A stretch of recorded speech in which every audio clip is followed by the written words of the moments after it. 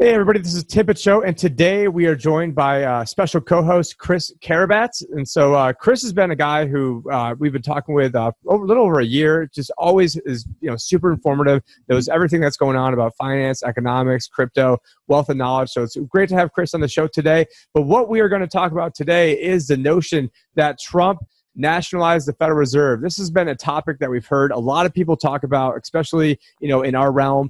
And so here we go, are pulling up an article saying, we did it. Trump ends the Fed as we know it. And this is from John Michael Chambers. I don't know who he is, but he appears to be one of these Q people.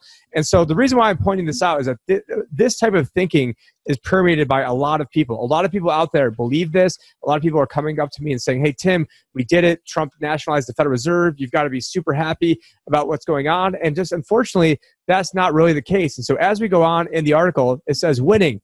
Those of us who are awake have been talking about this day for many, many years. I have written about it in my articles and in my book. Sorry for everyone that read that, I guess. Trump and the Resurrection of America, as well as having spoken about it on scores of media platforms, including my own show, News Behind the News. So it's kind of funny that we're Change the News channel and he's News Behind the News. So I think after this, you'll see a little bit insight into who's more accurate over here. So we and others were right, and now the day has finally arrived. This is what winning looks like. I mean, come on, this is what winning looks like? I mean, this was written a week ago. This is how you resurrect America, by seizing control of the money supply, system, and currency from a group of dominant international private corporation globalist bankers.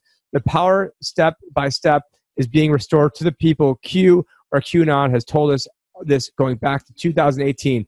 Follow the Q.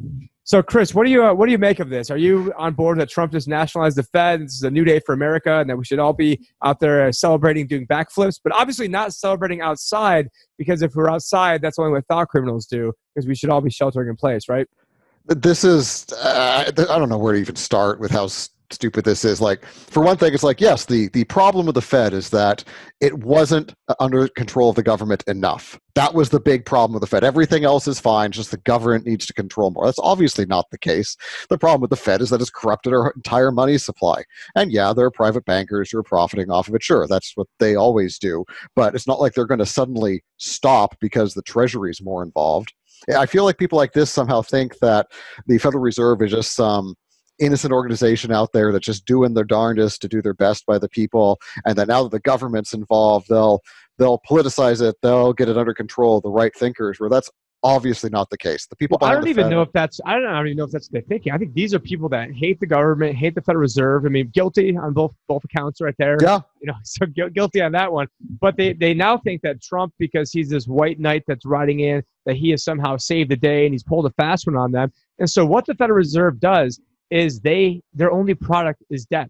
They issue debt. I mean, we've got, the Trump Make America Great Again money gun. Oh, but it's broken right now, so I'll have to go fix that next time. How appropriate. It's like everything else, made in China, so go figure with that. But what is going on with this is that with the Federal Reserve printing debt, and I mean, it says kings of ransom behind me, because our money is being held ransom by bankers that never had our money to begin with, and then we then have to borrow our own money into existence.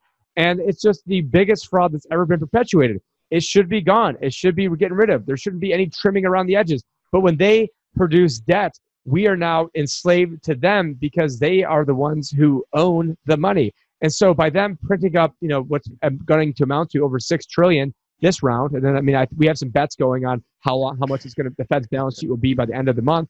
I put my guess in at 7.35 trillion. John Sneisen, our good friend, put it in at $8 trillion. Do you have any guesses of where it might be by the end of the month? Well, we put in something like 560 billion. It was 1.1 trillion in the span of 4 weeks, I think. Yeah, so we're up to about 5.8 now. Yeah, so I mean, the easy bet would be right around the 7.5 number. So I think 8's a little bit high, unless things are real crazy. You're gonna prices right me? Get me right in there. Yeah. Like You said 7.35, so 7.36. $1 all the way up. All the way up to that. No, but I mean that's where I think they're going to keep going. Then again, with this whole backstopping thing that we're just talking about now, who knows how much the Treasury will try to buy up with their own quantitative easing or whatever they're calling it at this point. And with we've already had the 3 different bills coming out that are, it took the third one to get money back. McConnell says there's a fourth bill in play now, so don't forget about that one. Yep. So the 4th one's in play. That's going to be at least another $2 trillion. Though I think they were talking about backstopping the local and state governments there, which who knows how much money that could be. I mean, look at the Illinois pension fund. I mean, they were only 25% funded before all this kicked off, and now we think that's.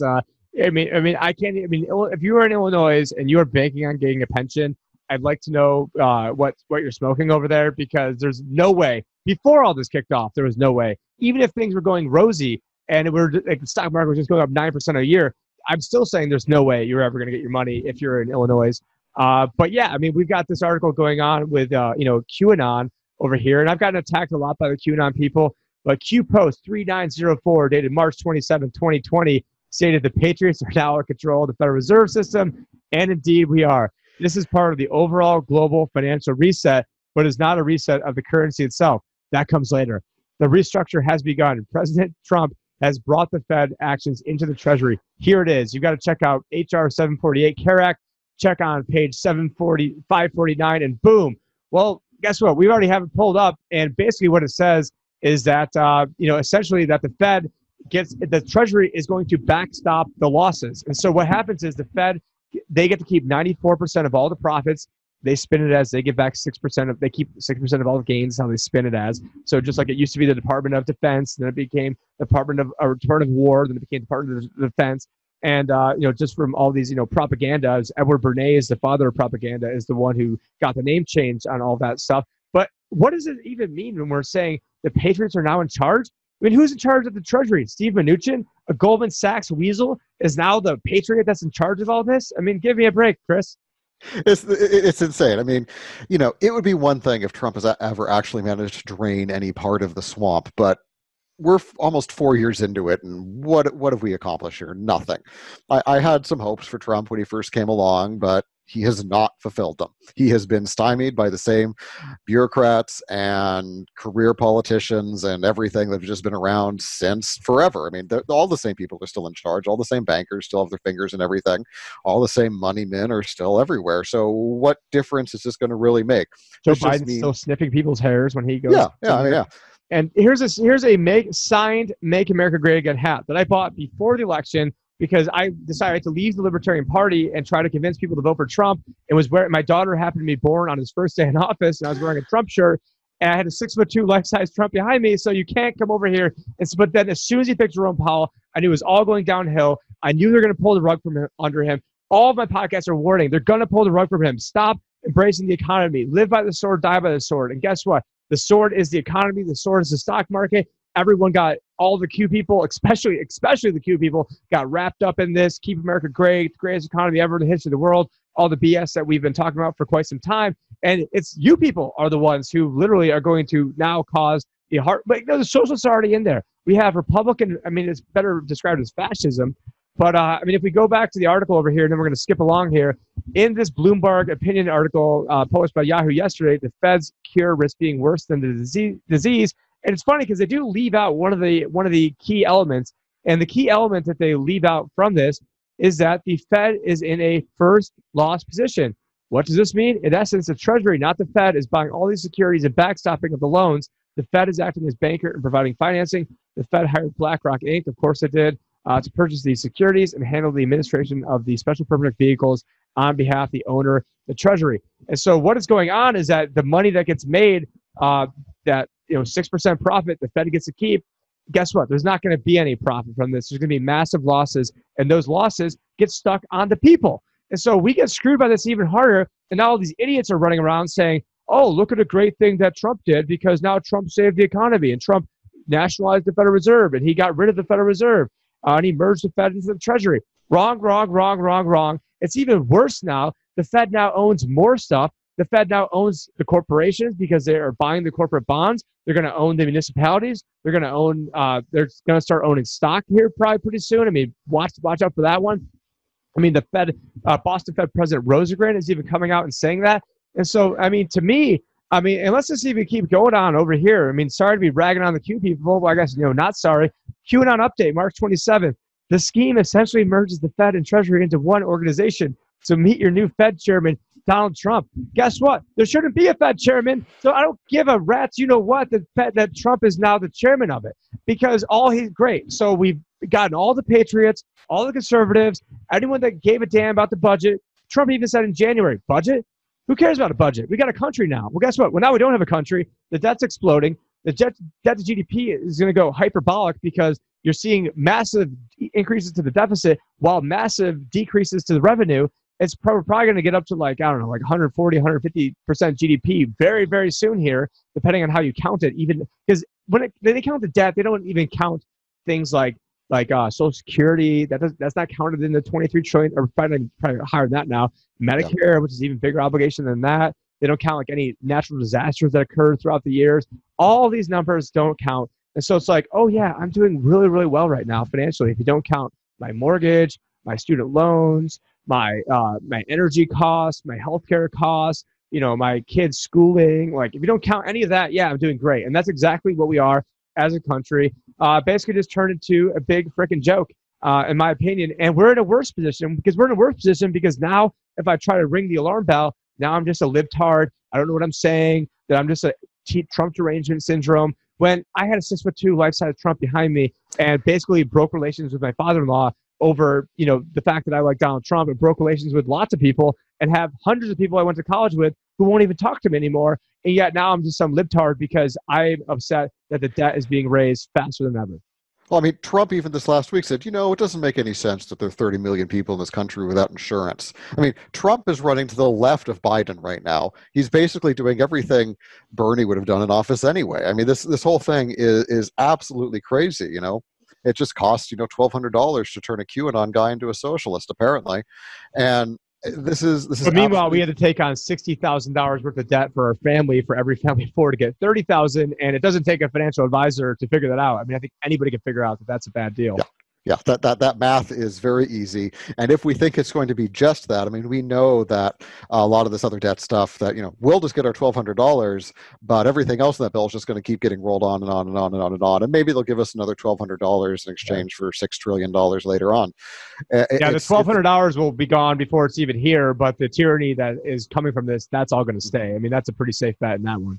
Oh, yeah. I mean, just like the Patriot Act from 2001. I mean, this is going to be no different. There's going to be lasting societal change from this, and they're going to take every opportunity they can to take our liberties from us. I mean, already, all we have to do is look at the nonsense going on about this virus and how they're trying to destroy our local communities by forcing us to stay in home, closing local farmer markets, arresting people for surfing alone at the beach. I mean, this is all absolutely ridiculous. This is a dystopian nightmare we're living in right now.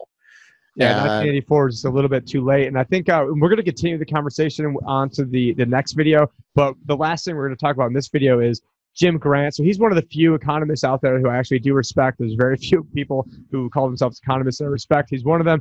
Jim Grant warns the Fed are the firemen and are also the arsonists. And for me, I mean, that's just the perfect headline, that they're the ones who created the fire and now we're like, oh, we need to go put it out. So it's like the Hegelian dialectic of problem, reaction, solution. So we create the problem. We wait for the reaction. The reaction is come and save me. And then we've got the solution. So the solution is digital dollar, universal basic income, eventually tying that in with some sort of social credit, tying that in with you need a vaccine to travel, tying it into, everything. I mean, so that's where things are going. The Fed created this problem. The government created the problem. And by making the Fed even bigger, owning more of us, I don't see how that's going to save us. Really appreciate you guys watching this video, and for the likes and the shares and the subscribes. We are a new channel here, so all that stuff really helps us grow. Now we're going to continue the conversation on to the next channel. We're going to talk about what's coming up this week in the stock market, some crazy news, obviously regarding what just the societal impact that all this government shutdown is having on everybody. But definitely appreciate everyone's help for watching this, spreading the news, and thank you for Chris coming on. And Chris, can you let people know where they can find more information about yourself? And follow me on Twitter at Zaphoid, Zaphoid, and to work in the cryptocurrency realm, check me out at smartcash.cc for crypto, whose team I'm on right now. All right, thanks, guys. You guys, thelibertyadvisor.com or thelibertyadvisorshow.com for all the different places you can find all the propaganda that I'm spreading around. Take care, guys, and make sure to watch that next video.